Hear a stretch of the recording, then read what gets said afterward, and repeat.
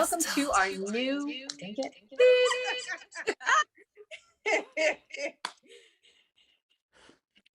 Hey, girl. Hey, you. How's it going? It's going. It's going. We do what we do. All right, Make girl. it Now we happen. can be heard. You Yeah. know. All right. Well, let's start this again. We're gonna uh act like this never happened. We're gonna woo woo woo. We're gonna rewind, and we're gonna. Kita, what's up, Yeah. girl? How you been? What's going on I've with you? been I've been good. Had a good week, a few weeks actually. My niece was in town from New Orleans and was visiting us, and we've just been having a ball with her. She's a lot of fun, Mia. Yeah. And we do our family Wednesdays, of course. So we doing that, and just laughing and loving on each other, and uh, just creating memories. Just It's making so memories. beautiful to As a have, family. yeah, to have Yeah, a good so it's been quality great. family time. And I've been feeling better. As you know, I had some back issues. That lasted like 5 weeks, so I had to, couldn't exercise like I wanted to, or walk for that matter, do my walking. But now I'm back. I'm back at it slowly but surely. I'm not doing 2 mile walk, a 2 mile walk, but I am walking. Good. You look So, gorgeous, girl. You're looking good. Looking good, girly. but Yes. Yeah. just so just having a good time and just trying to live my best life as best I can. You Beautiful. know. Well, it was fun Yeah. finally visiting you, Yes. and hanging out with you for a few days. That was so fun, and Yeah. doing our private show, our Les Femmes Yeah. Fatales show for Terry. That was so much fun, and Yeah. That was good. yeah, that was a lot of fun. Yeah. So Uh, what you been doing, girly? my goodness, these twins are home, girl. The Obies, Obi ones are home from college. Yeah. Okay, so they had a really wonderful first freshman year of college. Okay. They had a great track season. They're learning a lot from their new coaches Mm-hmm. and growing in that area. And they did well academically, and they've been home, and they are home. Okay. I'm like, oh yeah, they home. Is it like they never left? It's like they never left home. Yeah, yeah. It's nice. It's really nice to have them home, but you know, um, we I forget that they've experienced college for a year, so they're not the little Obies anymore. So Right. I have Right. to like, oh, it's like, Young oh, okay, adults. mom, I'm going here and I'm going there. It's no longer, um, can I go here or can I do this? It's no more of that. Those days are gone. They gone, girl. They They gone. go. But it's so nice. I've really been enjoying their company and just being able to do a few family things together so far this summer. And one of those things is was it last weekend? We had they had a track meet, and it was a qualifying meet for them to advance to the Junior Olympics. So they both advanced, Mm-hmm. and so this would be their last year to qualify for the Junior Olympics. So we're very proud of the OBs. Go All right. OBs. Okay. And it's been fun. I also was able to around the time we got together visit my mom in Little Rock. So she Okay. Yeah. turned 80, and we celebrated her birthday with her. My brother flew in from Yeah. Reno, he and his family, Okay. Yeah. and I was able to go, and we just had a really good time. It was really, really fun, and we just loved on her so much, and I think she had a good time. It was, Yeah. I'm very sure. Yeah. memorable. And her babies around her. Oh Yeah. yeah. Yeah. Yeah. So that was fun, and I plan on getting back and meeting my daughter there, Sakai. Yeah. Uh-huh. Meeting her there soon. So that's what I've been up to, and trying to get some sun, trying to get my Mm-hmm. my run on. I started exercising regularly again back in, I think it was March, and Mm-hmm. went to Arkansas and got off schedule a little bit, but I've been Yeah. back at that. My Yeah. body, it's like once you get going with your exercising and all those things, your body loves that stuff, right? Right, right. So when you, oh, excuse True. me, when you get away from it for a bit, it becomes like, okay, it's time to go. I got to get some sunshine and I got to get a run on. So I've been doing that. And Okay. yeah, okay. So and that's what the Smiths have been up to over Well, on this side. I know one thing. What's that? I'm excited about our single, doing so Oh well. gosh, Yeah, yes. absolutely. Our Yeah, single is yeah, amazing, right? yeah. Yes, I will always be. Let people know, like when Absolutely. they So, listen to yeah, it, I how don't they know can. if y'all know because we've been promoting our butts off, right? We've been Yes, we have. promoting on all of our social media pages and on Spotify. It's reached, oh gosh, I know it's over 50,000 um Ooh, plays yeah, now at this point. So we're really excited. We've been getting a lot of great feedback. Y'all have been commenting on the song when we post it, little snippets of it, and it is the summer jam. What can we say? yeah, If you yeah. haven't heard it, y'all need to go and hear it on Spotify, okay? Or any of the music platforms that you use and put us on your Mm-hmm. playlist. It is the Right. jam, it's the summer jam. And it also, we're proud to announce our video, which it goes along with it. It's our full video of the song. Right. I Will Always Be is the name of the song. And girl, we've been busy. We've been doing a few things, I must say. You know, We we're have. Yes, we we have. have been keeping busy, so that's been really, really wonderful. If you go to our Le Femme Fatale page or our Le Femme Mm-hmm. Fatale website, which is LESF right there, see that right there? Yeah. LESFEMMESFATALES.net. You will find all things Le Femme Fatale for Nikita and Sakai. And then you just, click the links and join us there. Join us on our YouTube channel, please. Get us up. Get us up. It will be so helpful. So we're trying to reach at least a thousand followers on our on YouTube channels. Get like, save, We're share. checking it out. What is it? And comment. Check- Right? Yeah. Please do. We So we appreciate love that. that. And then also join us on our other social media platforms as well.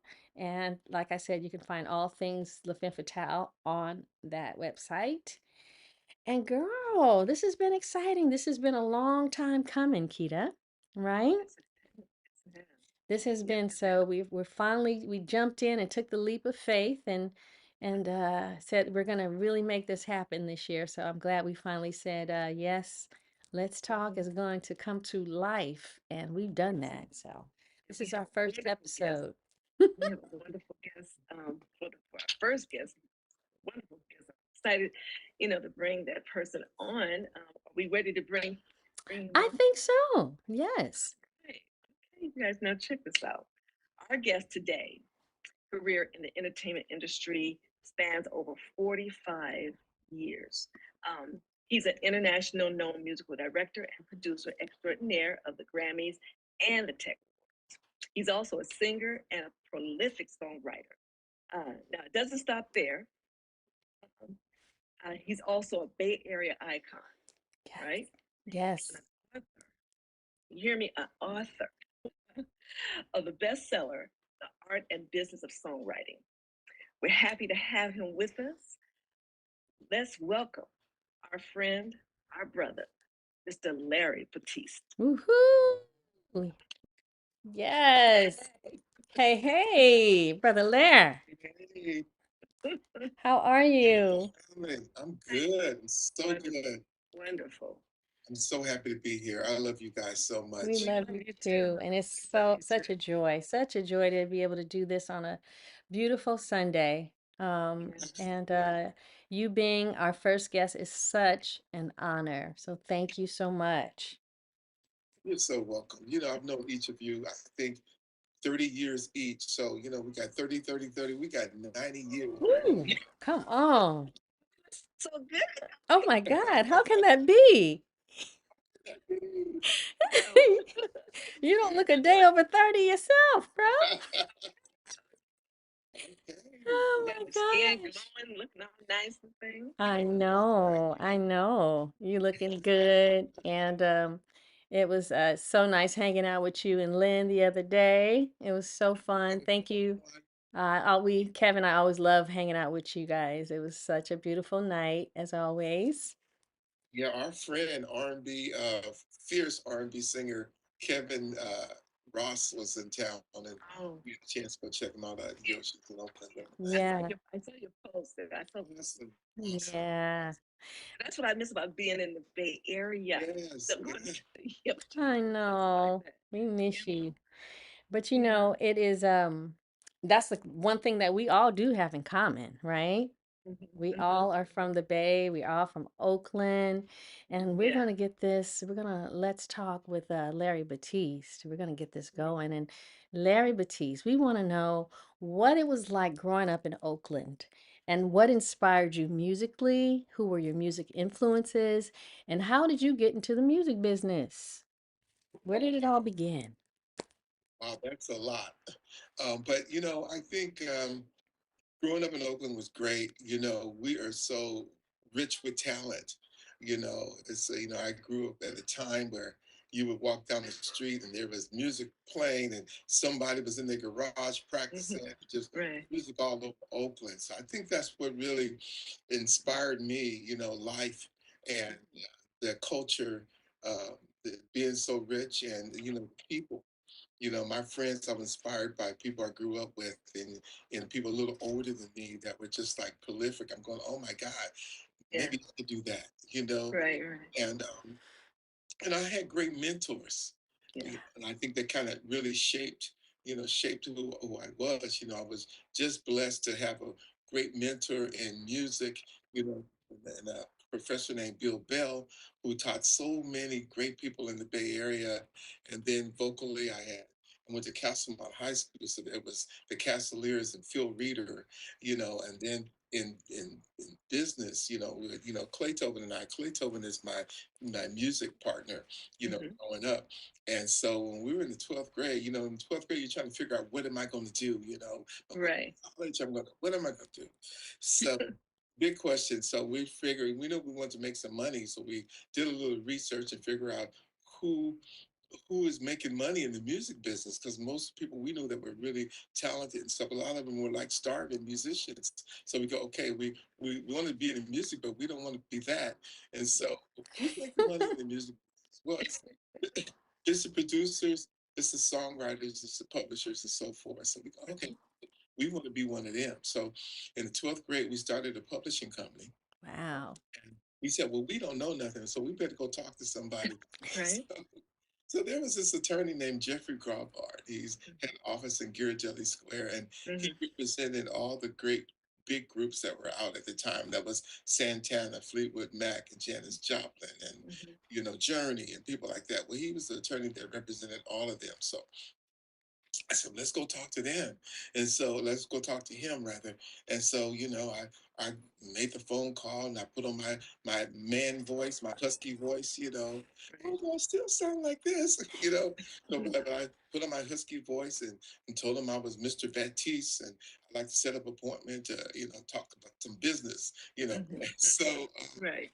anyway, he took our calls and stuff and made the appointment with us and we put on our suits and we had our briefcases. The briefcases were in, but we had our Nothing in it. Huh? briefcases. And so when we walked in his office, he looked up and go, "You're Mr. Baptiste?" And I was like, "Yes, sir, I am." So anyway, he chuckled and then he told his secretary to hold all his calls for that day. Mm. And and he says, he gave us the whole day. Wow. So he talked to Wow. us about contracts, and then he took us to lunch, and then we came back, and he finished the conversation. So I think that was our business mentor. So that for me, that kind of showed me what I was supposed to do. I was supposed to pay it forward, and he Hmm. recognized that. He Yeah. said, okay, I could tell you guys are serious. You really gonna go you really going places, Hmm. and stuff like that. So he just gave us the time of day, mentored Right. us that way in business. At the end Wow. of the day, It's like, hey, whenever you have something, just run it by me or whatever. And so, of course, we had saved up $125, which is Okay. a lot of Lot, money right? for us at that time. Right. I'm making, cash in Coke bottles and the whole thing. So we saved up $125. I said, well, sir, how much do we owe you? And he said, no, no, that's okay. I said, no, no, because the 125 was burning my pocket. Something like, okay, we prepared to pay you. And so he says, are you sure? Yeah. So he says, okay, let's see, $375, $7. So we were like, you know, on second thought, we'll take you up on your offer. you know, Right. type of things. But anyway, it was just great. And so he was our business mentor, and that really saved us a lot of headache and heartache, through the years. So we appreciate that so much. So I think, in terms of influence, it was, business people like him. It was Mr. Bell who taught us music, that kind of Phil Reader, who in the 12th grade, we went to Europe. And, what they did for us was a bunch of, 12th graders from Oakland uh, showing us that this is possible. This is what, and I still tell people when I do workshops and stuff, music is your ticket to the world. Yes. And I showed us love what that. that was. Same thing instrumentally with Bill Bell. He says, okay, I was a trombone player and Clay Tupper was a horn player. And he Yeah. would say to us, you have a suit? I said, yeah, okay. I want you to show up at such and such time, such and such place. Bring your horns and stuff and be ready to play. And so we did that. First time we showed up, it was Eartha Kitt. Oh, wow. Wow. You know what I mean? And the second Amazing. time we showed up, it was Billy Eckstine. Wow. And so, we realized much later that this man, this professional musician, took a huge chance on some teenagers. Yeah. So we were Yeah. going to show up and be responsible. And so what he was saying to us was, if you do this career could be possible for you. You Yeah. know, this if you just do what you say you're going to do, be Mm-hmm. on time, be professional, and all that. Yeah. So I mean, what a chance he took on us. Wow. And so Yeah. a lot of the work I do has to do with mentoring and Mm-hmm. paying it forward. And I think that is because of these people who showed us that they're there for us. You know. Right. So anyway, Right. so those are Amazing. my inspirations, my influences, and Yes. that's pretty much what I do now. Besides, you know, Right. working, I try to mentor as much as I can. Okay. That's a that's a story, Larry. Now tell me this. With all that being said, moving forward, what was the first band you actually played in? Um, non-professionally, professionally, and what role did you play? In that band. Yeah, well, I was in a band called Reading, Writing, Arithmetic. Really? Read, write, and riff, and RIFF, and Oh, riff. riff. Oh, It's that's clever. And, like that. and so Yeah. it was a funky ass band. It was Riff. great. And that was kind of pretty much in high school. Mm-hmm. And then I joined a group called the VJs, Yeah. and a bunch of great musicians. Mm-hmm. Oakland is rich with talent, and so those were the first bands I played in. Mm-hmm. Besides, and then the recording career started. Well, there was a guy named Richard Dimples Fields, Oh, I and remember that name. and when I was in high school, he used to pick me up and take me into the studio and record with him. Oh, wow. Think in terms of being on the charts and stuff like that, Mm-hmm. it was Bill Summers and Summers Heat. Yeah. Wow. And I think we had the first top 10 record with that. And I say we, Clay Tobin, myself, and Bill Summers, we were the collaborators and Yeah. co-producers, Oh, wow. writers of those songs. And that relationship came about through Bill Bell. Okay. When Bill Summers decided to have a solo career. Now, Bill Summers is a master percussionist, Yeah. and he's the one who scored all the percussion work on Roots, the miniseries Yeah. Quincy Jones. Wow. And so once that was a huge success, he then joined the Herbie Hancock band, and they had a huge success. And he invented that sound, doo-doo, bee-boo, that sound. Yeah. Yeah. That's Bill Summers. And so Oh, they had the, uh, chameleon and all this big, huge success. Mhm. And then he decided that he would go out on his own and have a recording career. Mhm. He knew Bill Bell, and he says, I need to really collaborate with some young cats, and you know do some records. And so he recommended myself and Clay Tobin. Oh, Wow. We got together with Bill Summers, and the rest is, as you say, history. yeah. We Right. got together, we co-wrote all the songs and co-produced the records, Yeah. and we ended up with a top 10 hit, Call It What You Want. Oh, yeah. And we had some songs after that too, but that's kind of got things rolling with Mhm. that. And with Call It What You Want, we were first was signed to Fantasy, and so we walked the halls of Fantasy, and so many people were there. And one of the groups were the Blackbirds, and one of the co-founders of that group was a guy named Kevin Tony, who Mhm. recently passed. But Kevin Tony and myself and Bill Summers, we co-wrote "You Could Call It What You Want." Right. So, so that was kind of like kicked everything off. And so anyway, we've been sampled and all this stuff. So Yeah. beginning of it How all. exciting. It's so Very interesting exciting. because it really shows how you made opportunities for yourself. You became Mhm. great at what you did very young, right? And then Mr. Bell was able then to feel so confident in recommending you to other Yeah, artists. So that really sets a precedent for all, I think future musicians and singers, or, you have to really focus on getting your craft down so people can, because a lot of, so people can recommend you, because a lot of that, and Nikita and I can probably say something on this too. It has a lot to do with the relationships that you build and your work yes, ethic, and Yeah. how you carry yourself. All those things are so important. So that really says a lot about you and Clay being so oh yeah. young. You know, your network is your net I worth, love right? that. Yes. I Yes. So love, uh, love, love it's that. like, yeah, a lot of it is like communication skills and all those things. When you talk about directing all these shows and all this stuff, well, the music part is assumed that you have talent, Mm-hmm. but 80% of it is logistics and the communication, getting back to people, and all the Mhm. things, doing all the things that your mama taught you to Right. do. Right. Right. Yes. Be respectful and all that stuff, It's so. and make people feel good and okay, and the sense of belonging. There was another guy on Keep News. He was a jazz producer, and I mean, Thelonious Monk and Sonny Rollins, and Mhm. all these type of just classic jazz people. He produced them, and he was an older guy in the fantasy building, but he really had a lot of respect for us too. And I remember, Yeah. I was a fan of reading credits, when they used to Right. have Mhm. physical records. Right. Right. So I was a big fan of reading people's credits, and I knew everybody that was on the records and stuff like that. And I remember one day in my trombone playing days, he invited me to a session to be part of the session. Mhm. And I walk in the room, and all those people that I had read on the records Yeah. in the room, they were Oh. my idols. So quite naturally, Woo. he was. I was nervous.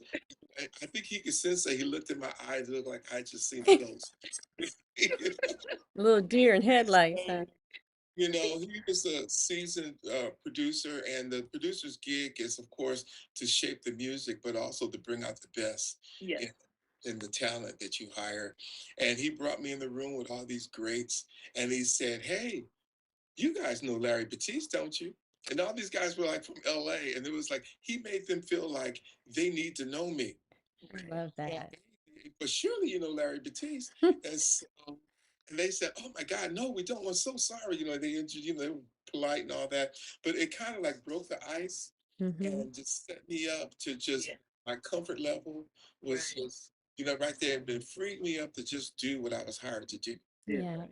and I just fit right in, and everything was good. So that was a mentoring moment. That was a light bulb moment. That showed me that, okay, this is what I need to do when I hire people. To really put them in their comfort zone Yeah. immediately and Yeah. get your job done.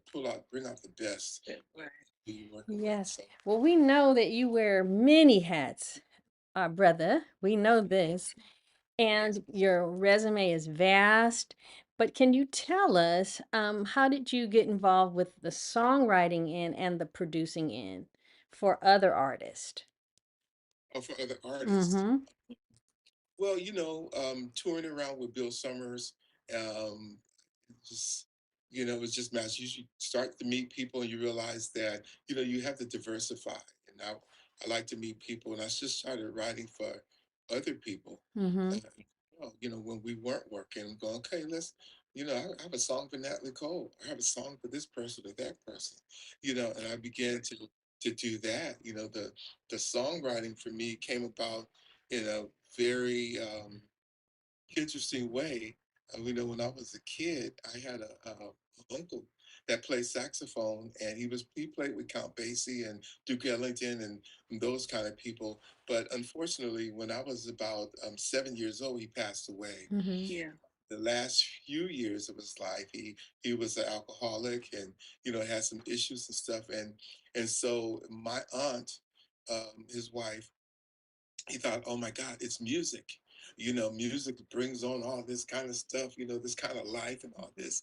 And so basically, she wanted to get rid of all his instruments when he passed away. Let's Mhm. get this out the house. Because Wow. somebody got the saxophone, but I remember we got the piano. Yeah. And so this piano, no one in my family was really interested in music, playing. They loved music, but they weren't musicians. And so this piano sat in our garage for a while, and before long, it became like a clothes rack and Right. you know, all Right. that kind of stuff. And so when I was a kid, I would retreat to this garage where this piano was, take everything off of it, and I sat down one day at the piano and started playing a note, and I realized, oh wow, this note sounds good with this note. And before you know it, I go, "Ooh, if I play this other note, it sounds good with it." I mean, then I had a chord. I didn't know it was called a chord at that time. Right. Then I played this chord, and I moved to this chord, then oh wow, this is good. And so when I was a kid and things would happen to me, I would retreat to the garage where there was this piano that nobody was interested in, and I could write a song, a little song, and document my situation. Oh. After I documented my situation, I was free to go back out in the world. And I think I probably was about 10 years old, or something Wow. like that, when I started this. And of course, my song sucked. They weren't good songs. I didn't say they were good songs, but they were my songs. They were your And songs. there was a way for me to get that out. And so that's how the whole songwriting Mm. thing started.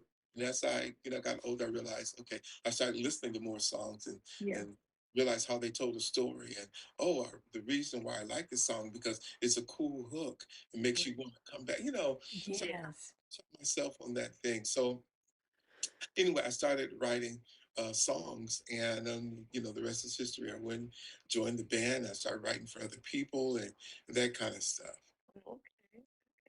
Well, moving fast, fast forward, writing, uh, and you start working with other artists. Now, who are some of the artists that you have produced and recorded with Ooh, in your career? yeah, it's a long list because I've worked with a lot of people through my musical directing, but then I also uh, co-wrote and produced some artists, and I hate to name drop, but I did. Yeah, we don't mind. We don't mind. A lot of people, Charlie Give us Wilson, That, uh, what? Charlie Wilson. Come Yeah. on. Houston, Mm-hmm. um, Santana. I mentioned Natalie Cole, Yes.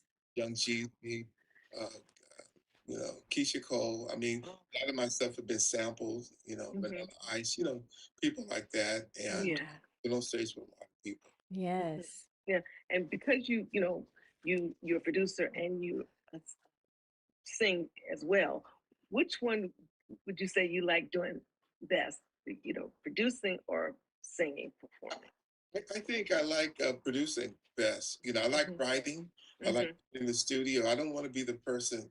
in front. I much rather work behind the scenes, and Mm-hmm. so all that weight isn't on you. Like my mom used to say, put all your eggs in one basket. No, I don't Yeah. want that. You know, Right. I just like to work with a lot of folks, and I Mm-hmm. like producing the best. I just like seeing this little idea. Maybe like you use the garage example, how I write this little song in my garage, it's just me, and then go in the studio and go, oh wow, start building and developing the song and see how that is. And when I had a chance to be out on the road with Bill Summer's Heat, like that call it what you want example, Yeah. being in some stadium, you know, it's some other state in Virginia or where, Yeah. and see like, wow, 15,000 people singing the words to this thing that you That wrote in your garage. Right. I know yes, that's a good How feeling. powerful is that? And you learn that's powerful. how powerful music is, how it can reach Mm-hmm. all these people, how songs could change lives, how like, Yeah. music was not only my medicine, but maybe Mm-hmm. it's some thought that someone is helping someone else. Yeah. So Exactly. that's the power of music. It It's truly is. It Very truly healing. is. Very Truly, healing. truly. That healing. universal language, the Yeah. cliches, You Yeah. as could as we always say. think in all the situations of a song that was out at the time when a situation occurred, Hmm. you Mm-hmm. know, and Yeah. this is awesome. Well, we know that you've done a lot of producing and songwriting and all those things, but you have also done commercials. You've done some jingles and some movie soundtracks. And let's talk about that. What are some of your favorites that you've done? Um, wow. I think you've seen my bio. I've been a part of Hunchback of Notre Dame and Mm-hmm. Stuart Little and things like that. But I think probably my favorite is the movie Rent. Mm. Okay. And because I had a chance to contract that, and Yes. contractor is the first who hires everyone, Mm. stuff like that. I got a chance to contract the vocals on that, and so hire some of my friends, and that whole process of pulling that all together and then seeing it on film and that Mm-hmm. thing. The thing about that is was a bittersweet project because we didn't get any credit on that Yeah. all. It's taken through the union, and we still get our little pennies, our Yeah. royalties and stuff from it, and that's all great. But most importantly, is your credit. Yes. So, Absolutely. for a long time, I didn't use that credit Yeah. because people look on the album, they go, uh, really? Yeah. That kind of thing. But that was really rewarding uh, because seeing it all come together and being a part of such a big production like that, it was great. And like I said, it was bittersweet because you get to the premiere and the movie's great and all that. It's a music song. My voice is all the way through it, along with all the other singers and stuff. And then you waiting for the credits to roll, right? So Right. Right. credits are rolling, and I see the guy who brought the sandwiches. I see the guy who drove the truck, and I see the. I Right. said, "Okay, that's great." Now I'm waiting for my name, and it never comes up. Yeah, that's a bummer, majorly. Yeah, For real. bummer. So and so you check with everybody there. All the paperwork was great and stuff, but somebody made a mistake. Mm-hmm. And so we'll get you on when we reprint it or whatever. Of course, it never got reprinted. So anyway, but that's to answer the question. That's probably one of my What favorites. about that famous Thousands and jingle? What about yeah. that commercial that we all Yeah. loved? Um. Well, people And you always played a raisin, and then in the you, conference, yes, everybody, that that's the was so that was very nice. I remember that one so well. Yeah, yeah. that was a great commercial. Yeah, that was fun. Yeah. That's really, it's that, but a lot of people around here, you know, Hmm. we have some of the greatest singers, Hmm. that we have, you guys, of course, and we have the Clay Tovens, the Jeannie Tracy's, and the Skylar Jets, and the Oh my Tony Bennett's, gosh. and all the people that we did sessions with over the Oh my years. Yeah. gosh. Yes. Yeah. Yeah. So wonderful. Yeah. Hmm. Now you have. Now you can tell me who you've worked with that had earned you a Grammy nomination. You know, who are those?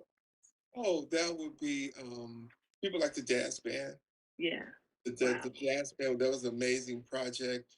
Um, Charlie Wilson. Well, tell us about that.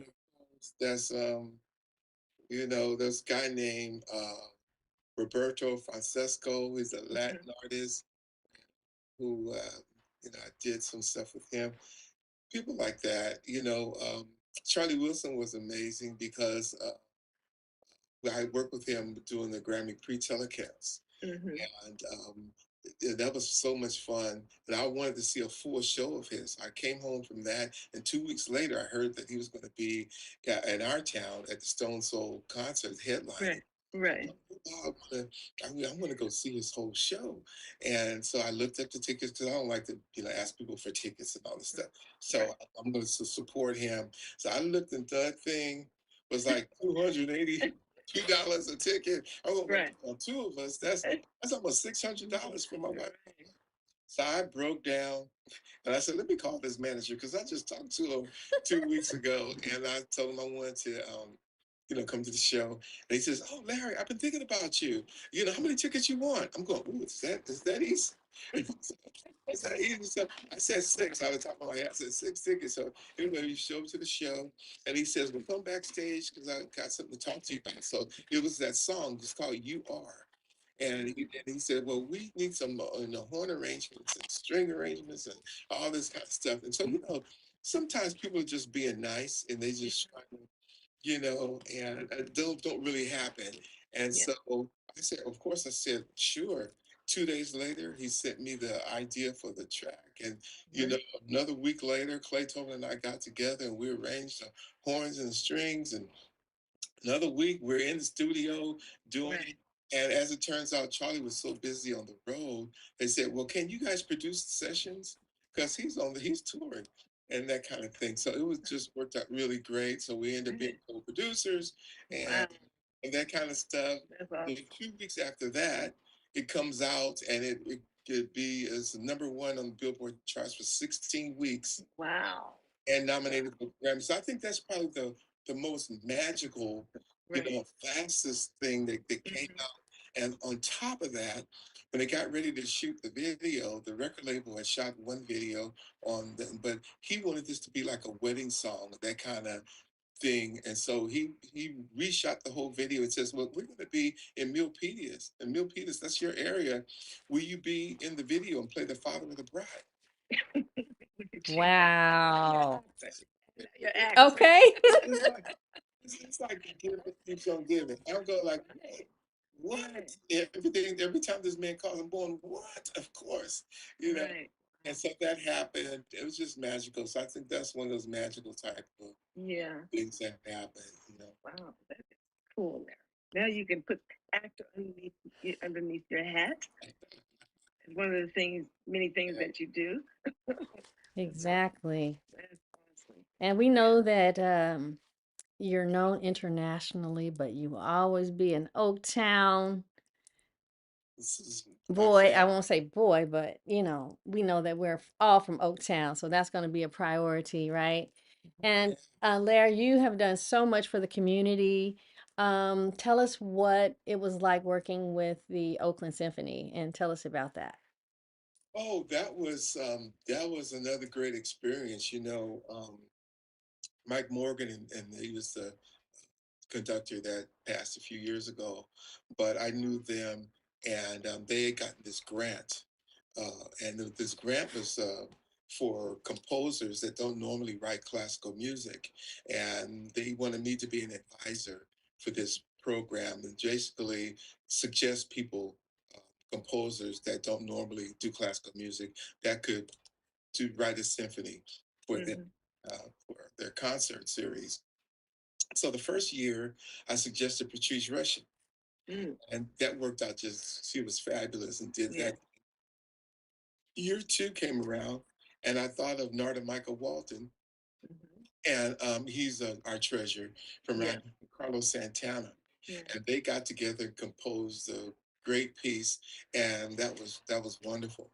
Was that at the that was at the Paramount, That's right? at the Paramount Theater. Yeah, I sang on that. Oh, yes, Yeah, okay. I All performed it. right. Yeah, I Yes, did. yes. And so then the third year rolled around, and I was ready for him this year because I had a little list of people I could suggest, you know. And, um, and so they called me, and I started running down my list, and they go, "Oh no, no, we want you to be the composer." All right. So Wow. that was really awesome. So I called, Clayton, my Mm, music partner. You know, yeah. we've been together since the 12th grade. Starting our Wow.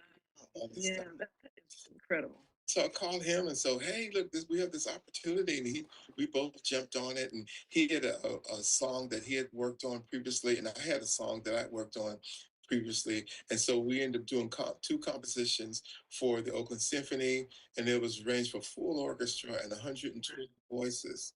Wow. Usually, you do, you put together songs and stuff, and you're very limited. You have like Hmm. Hmm. four people because of expenses, whatever. So you have like a rhythm section and maybe some singers and maybe some horns and stuff. Now I'm sitting up here trying to do the symphony, trying to think about what the piccolo is going to play. That's Right. incredible. I'm the cellos and stuff like that. So Right. it's great. What an experience that was, to be able to write for all these instruments and pull them Wow. all together, because, music is just a conversation between instruments, you Yeah. know, and seeing, we could, but we can't talk all at the same time. We could all Yeah. talk, but not at the same time. So Same time. who's going to be featured and who's going to be the Hmm. accompanying them and Hmm. who's the counter melodies and all that kind of stuff. Right. Yeah. That So was just intricate. yeah. I went on lockdown for about 3 weeks and just came up with this stuff, and Clay Tobin did too. And Hmm. so it was just magical being able to hear all these things that's been in your head, you know, Right. and to hear an orchestra play it, and Hmm. then hear the singers, and not only just a singer, but 120. Hmm. Yes. You know what I mean? It was Yeah. just what an experience that was for us. Sure. Your musical journey has been just fabulous, wonderful, and just hearing about it is so inspiring. You know, you're so motivating, and that's one of the things I love about you. And I would love for you to share with us, you know, your involvement in foundations that I know that you're a part of. And can you share that with us and tell us more about that and what motivated you to be a part of this foundation? You mean some of the organizations that I volunteer at? Yeah. Yes. Yes. Yeah. Well, of course, everyone knows about most people know about the Recording Academy. I've been around them Yeah. for years, 40 Hmm. plus years, and I've, locally, I've been, you know, president of the local chapter for a couple of times, and I've Hmm. been a trustee many times with the Recording Academy. I just turned out this past May, and I'm still sit on the board of the local chapter. But I'm inspired by what people don't realize about the Recording Academy is what they do the other 364 days of the year. Everyone Yeah. knows about the Grammy Awards show, but they're doing music in the schools. They're doing music cares, Yeah. Mhm. which helps people and musicians and artists in need, And then I was involved in Music in Schools Today, which advocates for after school programs and things like that. Because of my mentors, that Hmm. I had mentors, I feel like that's my appointed duty to Mhm. Yeah. pay it forward. Right. And so I'm involved with organizations like that. So that's what Music in Schools Today was about. I'm on the board of West Coast Songwriters, Wow. and that's bringing up emerging artists and having events and conferences for them, having events where music supervisors are coming out and listening to songs and Right. have a pathway for them, and then, since I'm old, I a lot about the archival and preservation of traditional forms of music. I'm a Hmm. part of our Hooley Foundation, and that's what they do. They deal with all music that's not electronic. So Yeah. it's spirituals, Mm. it's soul music, it's Yeah. blues, Yeah. it's the authentic Mexican music and Yeah. accordions and all this kind of stuff, just preserving that music and paying homage to our ancestors and people that came before us. So we're involved with them. And through that organization, I'm soon to be working on either it's going to be a documentary or a podcast about the history of Black music in Oakland. So I'm trying to put that together with me being the host, and hopefully that'll be coming in 2026 or something like Oh, that. Wow, okay. that's so beautiful. Yeah. So, so beautiful. And that's one of the things that, I'm sorry, you gonna say something, Nick? I was gonna say that that's one of the things we really love about you. You bring so much love and light to all of the work that you put out in the world, to all the projects that I've been on with you. There's always just so much love poured into those projects, and it's such a joy. I don't think I've ever heard you complain. And that joy that you bring all this younger generation coming up, and all the mentoring that you provide for them, it's invaluable. And Yeah. we just love that about you. You are just a ray of sunlight, and that's how you show up in the world, and it Yeah. and it it touches all the things that you've talked about today. It shows in your body of work, and so Yeah. that's such a blessing. And Yeah. we would be remiss if we did not move on and talk about the other big thing that you're doing now. You are now an Oh, I'm sorry. I was going to say before we move on to that, Yes. I'm just blown away given everything we've talked about, Larry, since you've been on.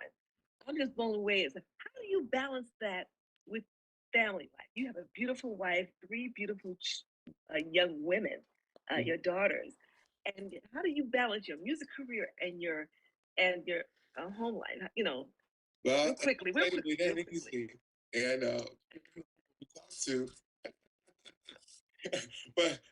I'm tell you, I realize one thing I've really been blessed with is learning from older people, other people, and kind of learn from where they've gone wrong, whatever, and, and you do have to have a balance. I look at like my schedule and I go, okay, work, work, work. Okay, no activities, no family in here.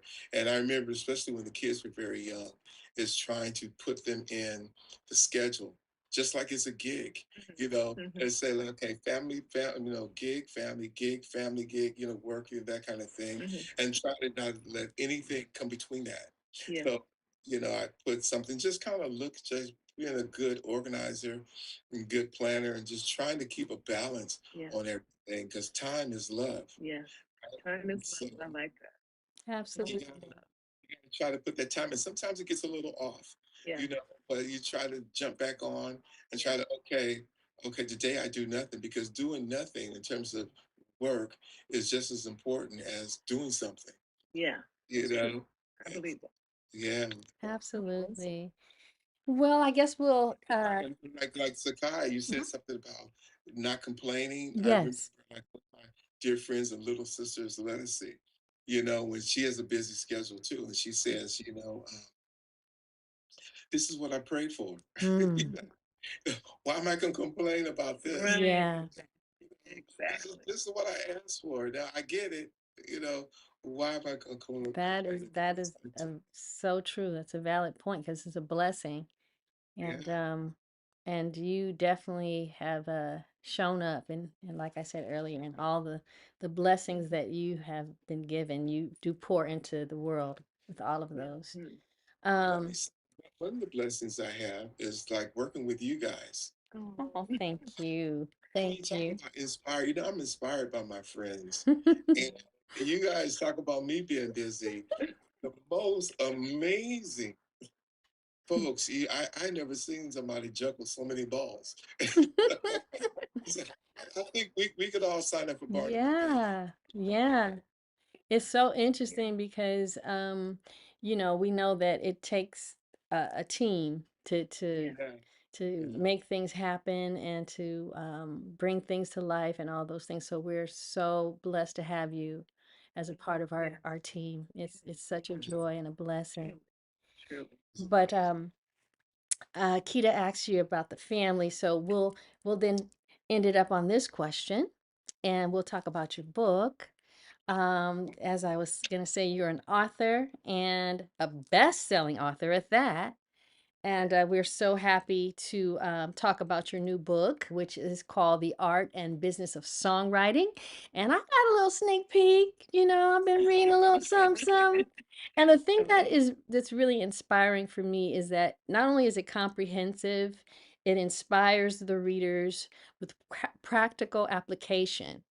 And so it's really hands-on, and I really love that. And I think, it could be a little intimidating when you look at the art and business of songwriting, but you break it down and you give the reader the opportunity to really delve in and give them a very easy way of moving into it, into songwriting. You lay it out, and it also, the thing that I really loved is the way that you brought I could just hear you, I hear your voice, and you brought a lot of life, like living into this book as well, practical. Is this something that you really want to do? What type of personality do you have?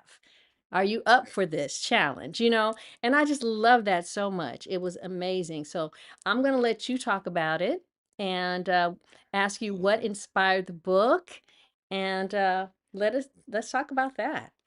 Well, that's the one thing I did. If I was going to write a book, I did want it to be in my voice, because when the book kind of found me, right? It's like, Mhm. I used to write with this guy, and I hope to do some more writing with him, named John Bendick, a dear Mm, friend. yes. And we had so much fun writing together. One day he says, "You should write a book."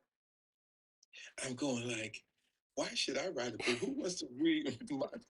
There's so many books out there already on songwriting, and songwriting is not rocket science. It's like it's already been written. You could just read any of these books, pick it up, and go do that. And he goes on and on about I should write this book, and so he says, "Well, I tell you what, you should teach." And he was a professor and still is. And he says, "Well, you should teach, and then you'll find out where people are getting hung up, where the young kids are getting hung up. You could be relevant and all this type of stuff." So he went on and on and on about me teaching. And I've been like an entrepreneur all my life. I never really had a job. And so he goes on. So I just say, yeah, I will. I'll teach just to shut him up. So the very next day, the head of the department at San Francisco State called me, introduced herself, and says, I hear you're interested in teaching. I'm going, I am, because I but she goes on to say, well, John Bendick called me, and this I'm going now just to save face, with him. I said, yeah, I am interested in teaching. She says, this is okay. Why don't you come in and talk to me about teaching? So now I'm nervous, right? Because I didn't have no resume and all this kind of stuff. So Right. got with my wife. I'm nervous, so she helped me remember all the stuff I did and all this kind of stuff. So we got together and we wrote a resume. And 2 weeks later, I went on in and put my resume on her desk. And she go, "What's this?" I'm going, "Well, this is my resume." And she said, "Oh, I don't need this. I already Googled you.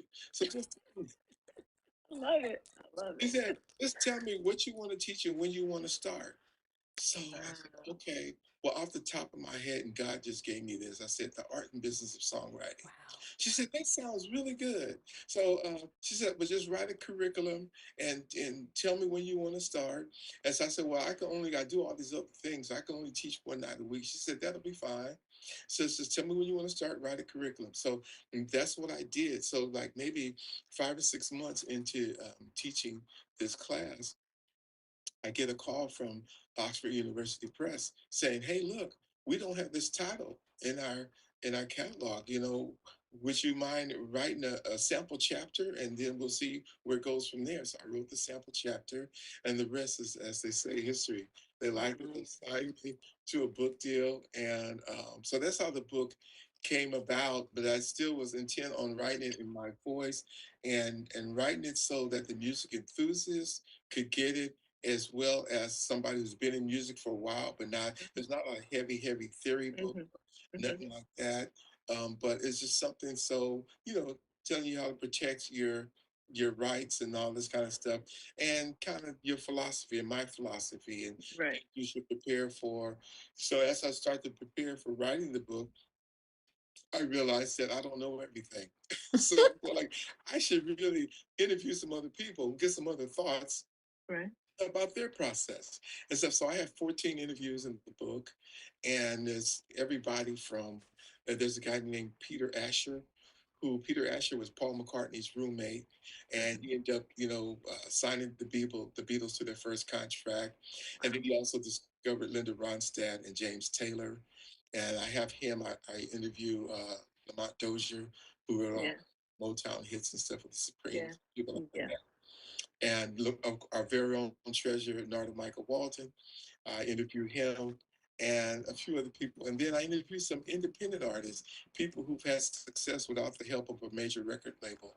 And so Yeah. I interviewed Fantastic Negretto, our beloved Kev Choice, and people like that who Yeah. are very successful in their own right and without the help of a major label.